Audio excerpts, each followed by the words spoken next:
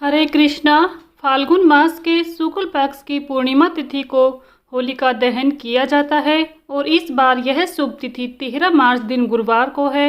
हिंदू धर्म में होलिका दहन को बुराई पर अच्छाई का प्रतीक माना जाता है और इस पर्व का पूरे देश भर में बड़ी ही धूमधाम से ये मनाया जाता है। साथ ही पूरे परिवार के साथ अगर आप होली माता की पूजा अर्चना करते हैं, रात के समय होलिका दहन किया जाता है। मान्यता है कि होलिका दहन की अग्नि में आहुति देने से परिवार में सुख शांति बनी रहती है और घर में सकारात्मक ऊर्जा का प्रभाव भी बना रहता है। लेकिन होलिका दहन को लेकर कुछ ऐसी धार्मिक मान्यताएं भी हैं जिनको होलिका दहन की अग्नि नहीं देखनी चाहिए और पूजा में भी शामिल नहीं होना चाहिए। ऐसे कौन से वो 5 लोग हैं जिन्हें होलिका दहन की अग्नि को भूलकर भी नहीं देखना चाहिए? अगर ये 5 लोग होलिका दहन की अग्नि को देख लेते हैं तो ऐसा करने से परिवार में सुख शांति व ग्रहण लग जाता है और कई तरह की परेशानियों का सामना भी करना पड़ सकता है।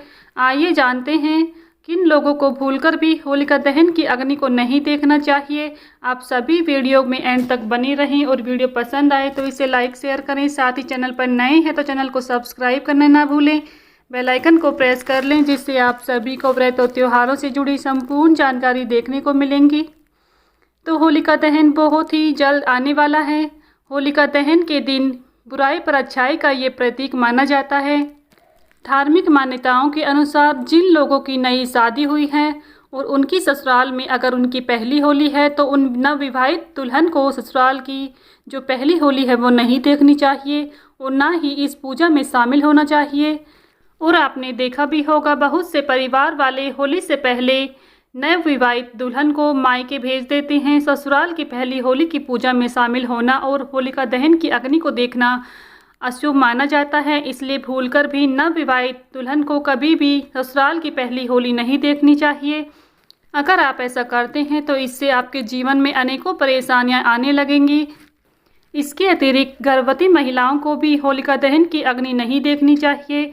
ऐसा करने से गर्भ में पल रहे बच्चे पर नकारात्मक प्रभाव पड़ता है और स्वास्थ्य संबंधी समस्याएं भी हो सकती हैं। साथ ही यह भी कहा जाता है कि जिनकी केवल एक ही संतान है उनको होलिका दहन की अग्नि नहीं जलानी चाहिए और होलिका दहन नहीं देखना चाहिए। इस बात का आप विशेष ध्यान रखें। अगर आप गर्भवती हैं तो होलिका दहन की किसी भी पूजा में शामिल ना हो और साथ ही होलिका दहन की अग्नि को भी भूलकर भी ना देखें। इसके अलावा नवजात शिशु जो होते हैं उनको भी होलिका धार्मिक अनुष्ठानों से दूर रखना चाहिए। मान्यता है कि होलिका की जहां पूजा होती है वह नकारात्मक शक्तियां ज़्यादा सक्रिय भूमिका में रहती हैं, इसलिए उन जगहों पर बच्चों को लेकर ना जाएं।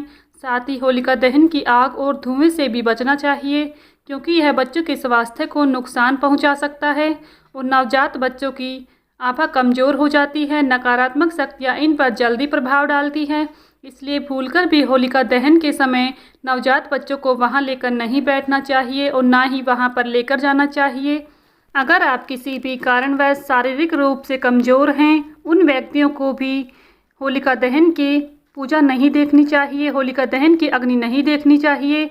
जैसे बीमार व्यक्ति, वृद्ध व्यक्ति हों, होलिका पूजा में शामिल होने से बचना चाहिए और होलिका दहन की अग्नि को भी नहीं देखना चाहिए। बीमार व्यक्तियों को होलिका की आग और धुएं से बचना चाहिए ताकि आपको कोई अन्य बीमारी ना हो सके, इसलिए होलिका दहन की अग्नि से दूर रहना चाहिए। इसके अलावा मान्यताओं के अनुसार मासिक धर्म के दौरान भी महिलाओं को होलिका धार्मिक अनुष्ठान में शामिल होने से या फिर उसे देखने से बचना चाहिए। मान्यता है कि मासिक धर्म के दौरान महिलाओं में ऊर्जा की कमी होती है जिससे नकारात्मक शक्तियों का प्रभाव उन पर जल्दी पड़ता है। अगर महिलाओं को होली के कार्यक्रम देखने हैं तो बहुत दूर से देखें, अन्यथा आप मासिक धर्म में होलिका दहन की पूजा या फिर किसी भी अनुष्ठान में शामिल ना हों। इन 5 लोगों को होलिका दहन में कभी भी शामिल नहीं होना चाहिए, ना ही होलिका दहन की अग्नि को भूलकर भी देखना चाहिए। अगर आप ऐसा करते हैं तो इससे आपके जीवन में अनेकों परेशानियां देखने को मिलेंगी। तो भक्तों, ये थी होलिका दहन की संपूर्ण जानकारी। अगर आप सभी को वीडियो में दी गई जानकारी पसंद आई है तो प्लीज़ वीडियो को लाइक शेयर करें। साथ ही चैनल पर नए हैं तो चैनल को सब्सक्राइब करना ना भूलें, बेल आइकन को प्रेस कर लें जिससे आप सभी को व्रत और त्योहारों से जुड़ी संपूर्ण जानकारी देखने को मिलेंगी। मिलती हूँ नेक्स्ट वीडियो में, तब तक के लिए सभी को जय श्री कृष्णा।